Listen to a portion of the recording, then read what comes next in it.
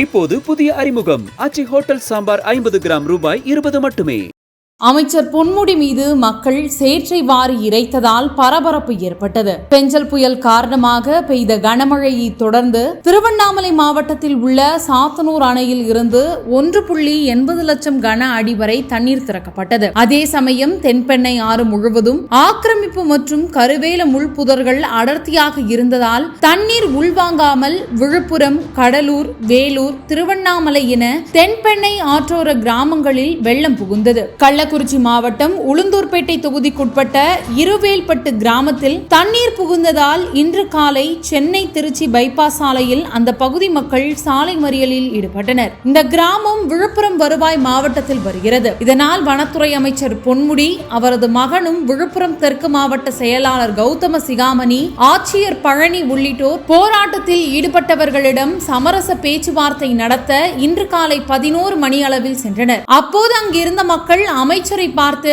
காரை விட்டு இறங்கி ஊரை வந்து பாருங்கள் என்று சத்தம் போட்டனர். உடனடியாக அமைச்சர் பொன்முடியும் அவரது மகனுமான கௌதம சிகாமணியும் மாவட்ட ஆட்சியரும் காரை விட்டு இறங்கி சென்றனர். அப்போது அங்கு கூடியிருந்த இளைஞர்கள் அமைச்சர் பொன்முடி, கௌதம சிகாமணி ஆகியோர் மீது சேற்றை வாரி இறைத்துவிட்டு அங்கிருந்து ஓடிவிட்டனர். இந்நிலையில் பாதுகாப்புக்கு சென்றிருந்த போலீசார் அமைச்சர் பொன்முடி உள்ளிட்டோரை காரில் ஏற்றி அழைத்து வந்தனர். அங்கு என்ன நடந்தது என்று மறியலில் ஈடுபட்டவர்களிடம் பேசினோம். சென்னை திருச்சி பைபாஸ் சாலை வெள்ளத்தில் மூழ்கி எங்கள் ஊரான இருவேல்பட்டும் வெள்ளத்தில் மூழ்கியது. கடந்த 2 நாட்களாக உண்ண உணவு இல்லை, குடிக்க தண்ணீர் இல்லை, உறங்க இடம் இல்லை, எந்த அடிப்படை வசதியும் இல்லாமல் தவித்து வரும் எங்கள் கோரிக்கையை கேட்க யாரும் இல்லை. இதனால் தான் மறியலில் ஈடுபட்டோம். அமைச்சர் வந்தபோது பசியிலும் கோபத்திலும் இருந்த சில இளைஞர்கள் ஆத்திரத்தை வெளிப்படுத்தி சேற்றை அள்ளி தெளித்து விட்டனர் என்றார்கள். அமைச்சருடன் சென்ற வருவாய்த்துறை அதிகாரிகளிடம் பேசினோம். இந்த ஊர் கிராம மக்கள் பெண்ணையாறு அருகில் உள்ள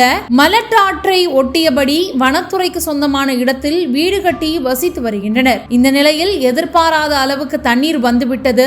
இதற்கு அமைச்சர் என்ன செய்வார்? எனினும் சேற்றை வாரி இறைத்தவர்கள் மீது எந்த நடவடிக்கையும் எடுக்க வேண்டாம் என்று அமைச்சர் கூறிவிட்டார். அந்த கிராமத்தில் அதிகமாக உள்ளவர்கள் பாமகவினர் தான் என்று குறிப்பிட்டனர் போலீஸ் வட்டாரத்தில். தற்போது அமைச்சர் சட்டையில் சேற்றுடன் செல்லும் வீடியோ இணையத்தில் வெளியாகி வைரலாகி உள்ளது. இப்போது புதிய அறிமுகம் ஆச்சி ஹோட்டல் சாம்பார் 50 கிராம் ரூபாய் 20 மட்டுமே.